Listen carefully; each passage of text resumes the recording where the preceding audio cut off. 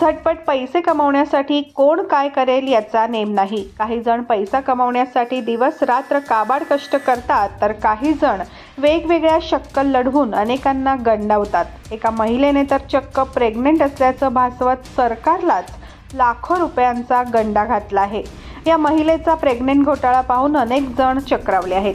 एखाद्या चित्रपटाच्या कथेलाही लाजवेल असा हा प्रकार इटलीमध्ये घडला आहे. बार्बरा आयल, वय वर्ष 55, असं प्रेग्नेंट घोटाळा करणाऱ्या महिलेचं नाव आहे. मातृत्व योजनेचा लाभ घेत तिने सरकारला 98 लाख रुपयांचा चुना लावला.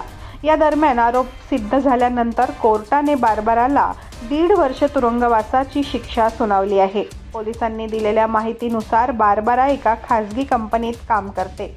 घर बसल्या झटपट पैसे मिळवण्यासाठी बार्बरा आणि तिच्या पतीने मोठा प्लॅन आखला. गर्भवती असल्याचं भासवून दोघांनीही सरकारी योजनेचा लाभ घेण्याचं ठरवलं होतं.